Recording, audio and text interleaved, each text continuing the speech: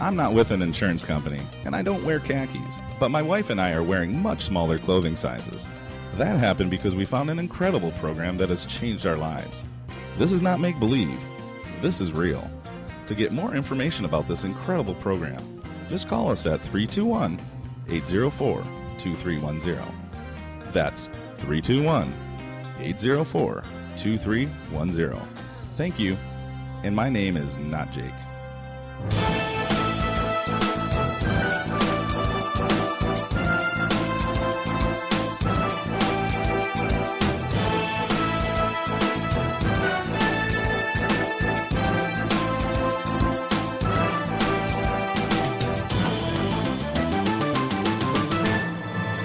And this is Good News with Jake Baumbach on TNR Radio. Well, hi there, Jeff. How are you? I'm doing great. Considering that this is our first Good News at noon, I am really excited and very happy that you've decided to do it here on TNR, the Good News at noon hour. Well, let me give you some history on it.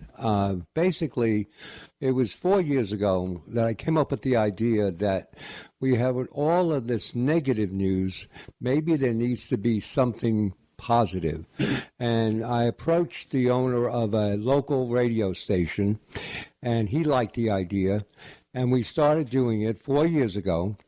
And I just found out from some friends at NBC that they apparently liked the idea also, and a year and a half ago started adding one good news story in every nightly news. So NBC is doing your stories. I mean, your idea on NBC. Well, somebody has to. I mean, what can I tell you?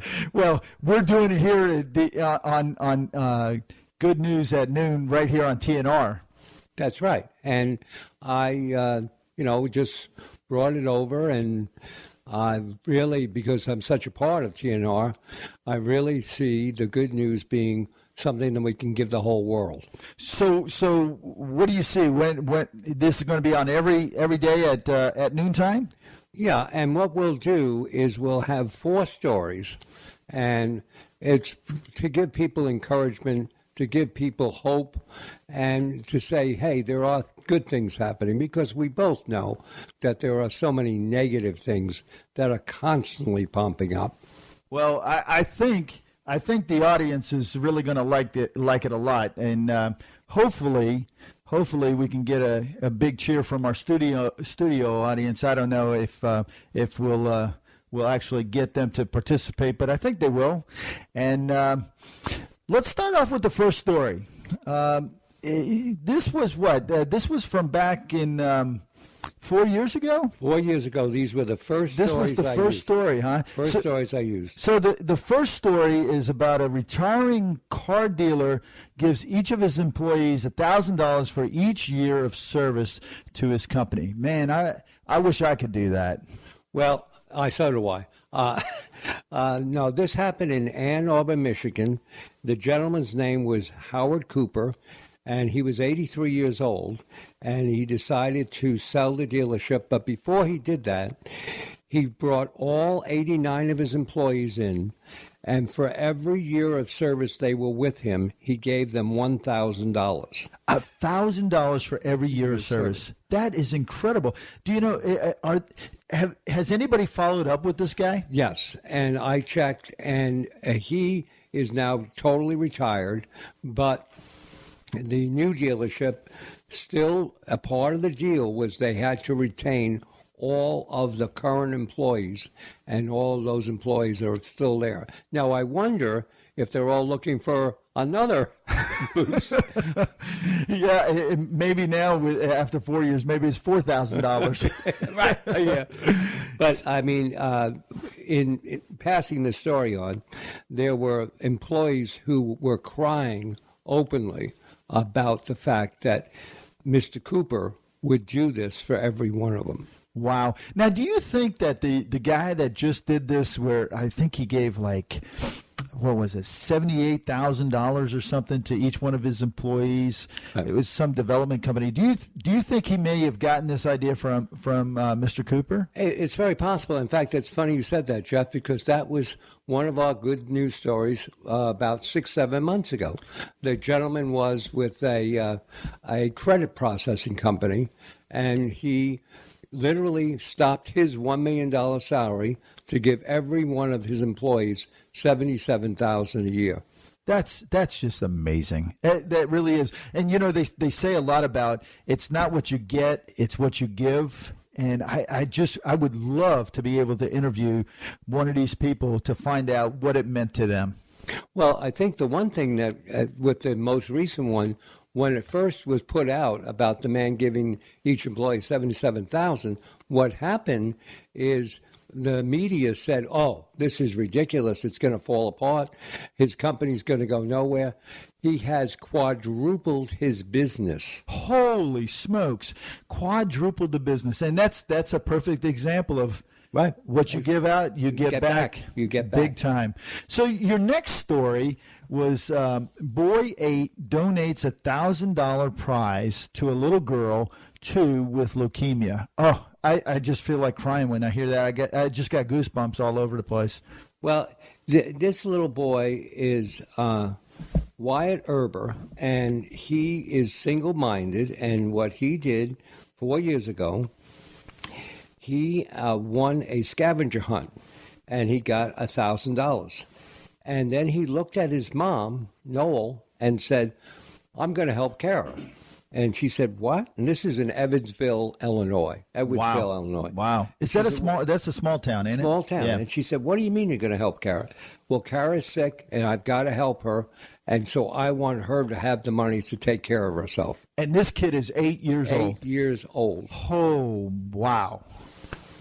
And then he also, when the media found out about it, they said to him, "Why did you do this?" He said, "Well, I won, but I want Kara to win too."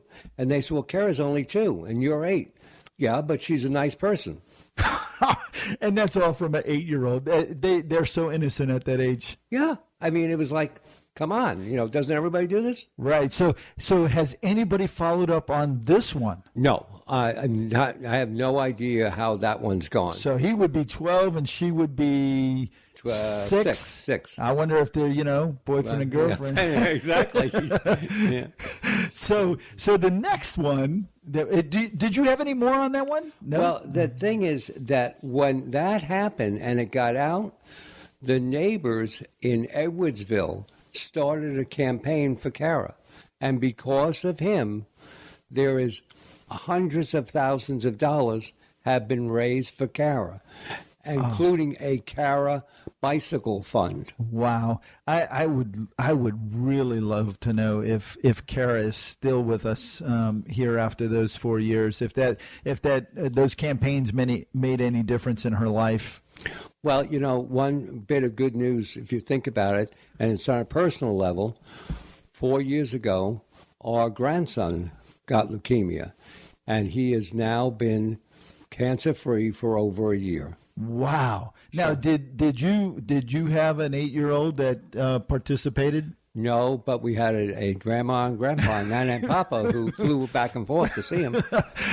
The next story that you guys that you did back in 4 years ago was a story about an 18-year-old gives his $40,000 scholarship to other teens. Yeah. Holy smokes! Now you notice the theme so far. Yeah, it's amazing. Everybody's giving. Giving.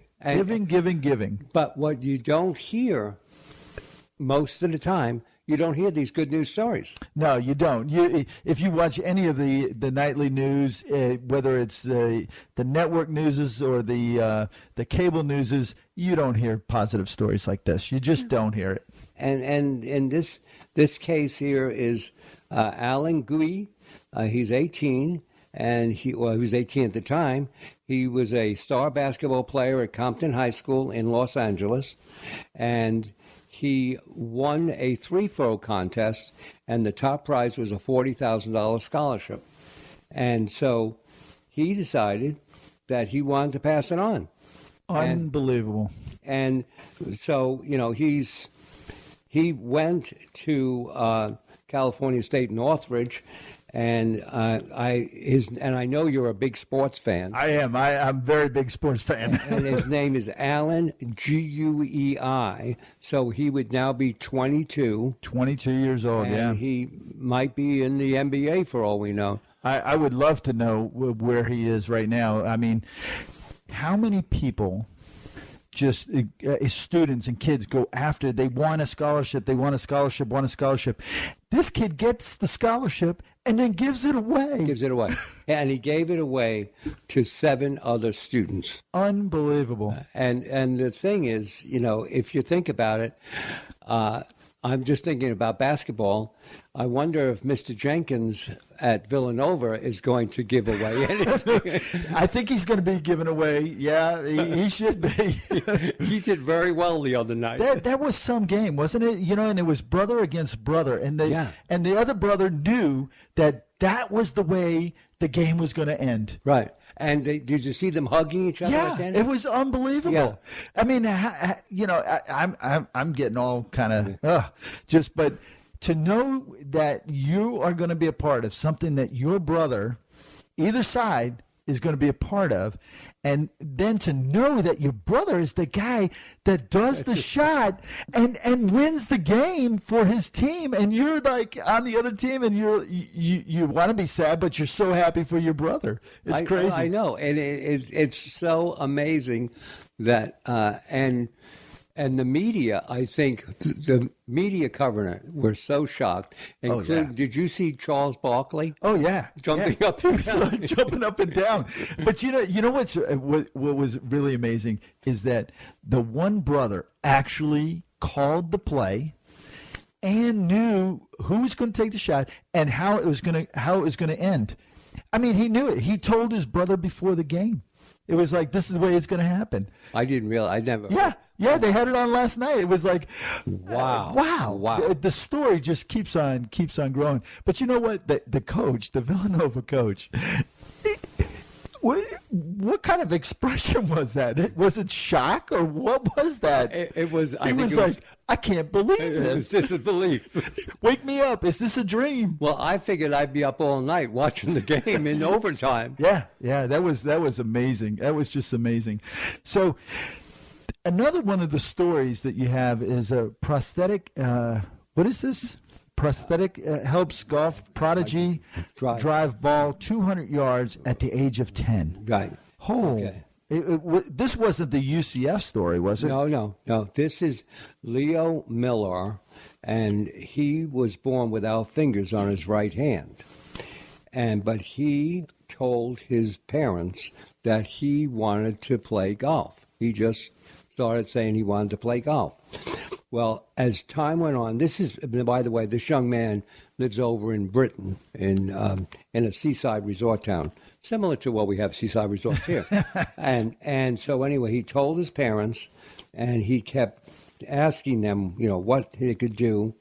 And the parents thought about it, and they took him to a golf club, but they said, it's going to be kind of hard. It's going to be difficult, Difficult. Well, it got out in the newspaper what he was trying to do on the sports section over there, and doctors came forward and said, we'll give him a prosthetic, and he now hits the ball 200 yards. That's unbelievable. I've got both hands, both arms, and I have a hard time getting the ball off the tee.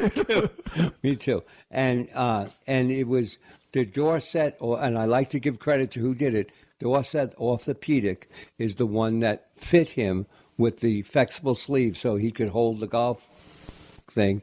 And from my understanding, he's still playing golf 4 years later. Wow.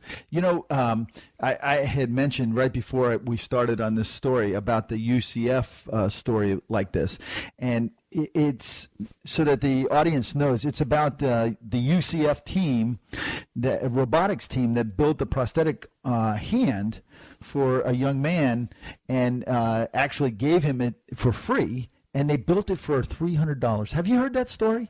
No. Yes, it's amazing. Maybe you can do a story on it at one of your next Good News at noon hours because it's amazing what they did. They basically took parts off the shelf and built it. It was a class of, I think, four or five. I'm not really sure how many, but it was like a robotics team, and they built this thing, this arm, and the hand functions, and